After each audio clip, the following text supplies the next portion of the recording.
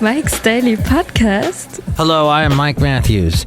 That is something I can say with absolute no doubt in my mind. I think. Mike's Daily Podcast. Welcome to the show called Mike's Daily Podcast, and we are here on episode. Yes, I have problems saying the episode for the show, but I think we're on 2724. Yeah, that sounds like it. So, how are your ears? Are they sore? Mike's Daily Podcast. Are you enjoying the podcast so far? Good. I have not been spending a lot of money yet on Christmas presents. Yeah! Mike, do you have kids? No. Mike, if you had kids, you'd be spending money on presents already. Oh. Okay. I hand it to you. I'm handing it to you, you parents out there. I am quite impressed with how you are able to find presents for your kids. I guess on some level it must be enjoyable to you. You must love seeing them smile. And maybe you love... I don't think you love buying stuff. Some people like to buy stuff. I don't. I hate it. It's like... I go to Costco because I know there are so many things that I need, and there are things that if I buy it at my local store, it's going to be way more expensive than if I buy it at Costco. This is not intentionally being a plug for Costco, but since it's a plug, I have to do a slug. I dread going to Costco. And apparently that's what it is. You're supposed to dread going to Costco so that you don't stick around there. That's how the people that built Costco, the Kirkland people, that's what they had in mind. They want you to move on. And then there's like two things I absolutely have to do when I go to Costco. One of them is get the rotisserie chicken. The other is the hot dog deal on the way out. And then I have to get chia seeds. And here's today's podcast picture. Because that's on the list for some reason, is chia seeds. But when I do go to Costco, and I'm one of those people that has a Costco credit card. Had to jump on that boat too. And I don't know if it's even paying itself, the whole being on the executive plan. Supposedly, you're spending... if you can pay for a Costco membership, that's one thing. But if you pay a little bit more... that every time you buy something at Costco, you get money back until you almost pay for the entire thing. I don't know if that's really how it works. How did we get on this topic of the Costco? I don't know. The late great Basil the Boxer. He actually waited in the car a couple of times when I went to Costco. And then I'd walk him around the parking lot because he was inside, and I'd let him bark. Oh, I miss him so much. So and I'd give him some of my hot dog that I'd get there. And for a while, I was addicted to Costco used to have that crazy ice cream, like in a waffle cone thing. I don't think they have it anymore, but that was good too. And it's amazing. I never was into Costco when I lived in Alabama. It wasn't until I got to the Bay Area. My then wife talked me into it. Actually, she never talked me into anything. She just did it. And I'd have to be along for the ride. You know what I was thinking about today? Not my ex-wife. Well, sort of, because she and I visited my mom 3 times when she lived in Florida. And I was thinking about the times I visited my mom in Florida. And the podcast picture, why don't we make it a picture from Florida since I'm thinking about it? See it at MikesDailyPodcast.com. The particular place I'd go to in Florida was Daytona Beach, because that's where she lived. So it was the very first trip I went to see her. Brewmaster. That set the stage for how things would be every time I went to visit her over the 20 years that she lived. And unfortunately, she passed away in Florida, but the first time I went to see her, just after she had moved there, she picked me up from Orlando Airport. All right, that was good. Made it a little bit easier for me. Even though I was living at the time in Ventura, which if you want to get to Florida, you live in Ventura, you got to take either a plane out of Santa Barbara. Now that's legit. To get you down to LAX, or Oxnard used to have these planes that flew into LAX, and then you get to your, or you got to drive for like 3 hours in traffic on 405 and 101, getting down to LAX and Los Angeles. Such a pain. So then I get on the plane and then fly. I think I flew directly to Orlando. Something's telling me, though, I did a layover maybe in Las Vegas or Denver or something. And you finally get to Orlando, and then my mom picked me up. And that was cool. Because I'd never been to Florida before. And I'm like, oh, this is fascinating. Wow. And then she dropped me off. You ready? Back at the Orlando airport on my way leaving Florida. And she couldn't open her trunk to her car. For some reason, it just stopped working. And we're taking her umbrella. We're trying to, because everybody has an umbrella in Florida. It's just, they should just rename the state umbrella to Rida. But it turned out it was something got locked somehow in her dashboard. She had a Toyota MR2 and it did something funky where you couldn't open the, finally got it open, and we were already late, so I'm rushing to get in and get to my plane. I made it. But that was a harbinger of everything that was going to happen on every trip that I ever saw my mom on, where I flew to Florida. Getting out of Florida was always a pain. Planes got canceled constantly, bad weather. There was a time I'd have to take... So that was the only time my mom ever picked me up from the Orlando airport. The rest of the time I figured out I'll try and fly into Daytona Beach Airport. And she'd pick me up from there because it was close by, but because it was in the town she lived. But if I wanted to fly in and out of Orlando, I had to take a shuttle bus, and the driver always smoked like a chimney and stunk to high heaven. And that is my story about Florida. There we are. We're outside of Café Anyway, somewhere in Podcastro Valley, the last place on earth. Anyway. But it was one of those things, and a lot of people this time of year are flying to see their relatives in other states, and I gotta hand it to you. Especially if you have kids, too. Triply so. You are amazing. Amazing, double, triple, quadruple so much. You are amazing, because that is a lot of work. And in this time of year, dealing with the bad weather and all that.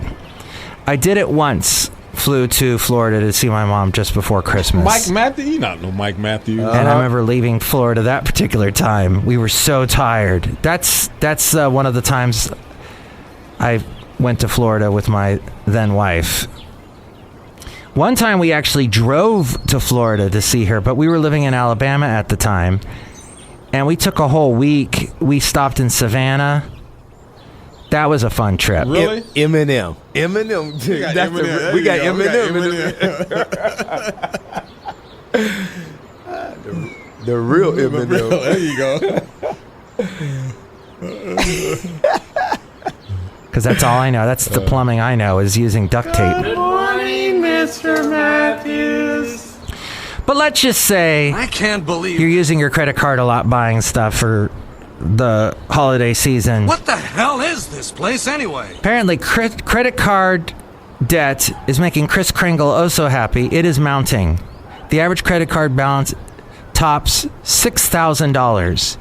Americans now own $1.08 trillion on their credit cards. The balances jumped 15% from a year ago. The average balance per consumer hit the highest in 10 years. Persistent inflation has more cardholders carrying debt from month to month or falling behind on payments. Credit card delinquency rates rose across the board too. So it's just that whole Dave Ramsey thing of getting rid of your credit cards and all that may not be a bad idea after all. But here's the thing. We live in a world where you need credit cards. You just got to be smart about it and pay it off. Don't let it roll over, because the average annual percentage rate is now more than 20%. That's an all-time high. At more than 20%, if you made minimum payments towards this average credit card balance, it would take you more than 17 years to pay off the debt and cost you more than $9,000 in interest. Anarchy! I don't even know what that means, but I love it. That's enough. Put down the mic. A tip here, and I pulled this from Rob Black. He does a podcast and a radio show about money. Very helpful. I produce it. He's heard on the radio in the Bay Area on AM 1220 KDOW weekday mornings, and he's also on the television on Kron TV in the Bay Area. But he says, pay down your credit card debt. Oh, wow, that's wild. Files. And you can do that by signing up for a zero balance transfer card. Try to game me. No. Ain't gonna work. Whereas Rob talks about servicing debt, but that's primarily with owning a house and paying off the mortgage. He doesn't care if the bank comes along and takes his house. That kind of frightens me. You know what else frightens me is Disney. I don't like the color of the castles that they have at their parks. Something about it annoys me. And then I don't like 90% of the stuff they put out these days. But their earnings topped expectations. That's amazing. This was in the previous quarter, and we're about to wrap up this quarter, but this was last quarter. And they topped expectations thanks in part to profit at ESPN Plus. And apparently there is continued growth at the theme parks. Note to self. They plan an additional $2 billion. The Pam Baumgartner Files. To a target of $7.5 billion. They've had a $21 billion in revenue. The decrease in ad revenue is primarily from Disney's ABC network, which now it saw lower political advertising revenue last quarter, primarily because, well, it's not a major election year. That's next year. How exciting. Disney added 7 million new core Disney Plus subscribers from the previous quarter. Elemental, Little Mermaid, and Guardians of the Galaxy Volume 3, as well as the new Star Wars series, and I never can say it right, Ahsoka, as a key streaming content during the last 3 months. But as you know, the Marvel movie did not do so well. The Wish movie didn't do well. The company expects that its streaming businesses will reach profitability in the fiscal fourth quarter of next year. And also, the end of the 118-day actor strike removed a headwind facing TV and streaming companies and allows the industry to get back into making content. Oh, I hate that word, content. It so belittles anything creative, anything anybody does in the broadcast world. We just call it content. I'm not content with content. Stop it. Stop calling it that. But let's see. And one other, Marvel's was one of the worst MCU box office openings ever. And that's the latest. Okay. I know. Oh, Meta said that political advertisers on Facebook and Instagram will be required to disclose the use of AI or potentially face penalties. Google announced a similar rule in September. So you have the power now. If you suspect something is AI, you report it. Because they're on the hook. They're worried about it. I think we have the power to take down the bad side of AI. But it has to be done by you and I, and we have to, I think, I've used the word I a bit in the sentence, but we just need to pay attention, to recognize it, and to make a big stink about it. And I think together we can stop AI. The bad side of AI. The deep fake stuff. Ooh. How I despise the deep fake stuff. It's Bison Bentleys. Do you know that? Hey, this is Bison Bentley, and Mike Matthews has a couple of stories that'll make you want to ask yourself, do you know that? Do you know that? Do you know that? But I don't know. If you think it is, then report it, please. I don't have those emails and where you exactly report it. But Meta, Facebook, Instagram, they're supposed to be... And TikTok should as well, unless they want to be completely scrutinized. I'm amazed they're not even scrutinized more than they have been. How are they still so huge in the U.S.? I don't understand what they offer. It's a kid's fad. We know what happens to kids' fads. They vaporize within a few years. Once the particular generation that has embraced it and is locked into it has decided, no, I got more important things to do. Like buy Christmas presents for my new kids. Outside a Café Anyway, somewhere in Podcaster Valley, look who's here. Hello, my gosh, it's Madame Rutabaga. All I said was very interesting. Ooh. Yes, I'm glad you thought so. Did you know that we also covered things like talking to you? We talked yesterday. Why are we talking today? Do you like talking to me? Yes. Do you like Chely Shoehart? Yes. Should we talk to her now? No. Too bad, we're going to talk to her. Hi, Chely. Hello, my name is Chely Shoehart, gift shop supervisor. Hello, Madam Rutabaga. It's good talking to you. Hello, Chely. I feel awkward now because I said I didn't want to talk to you. Ooh.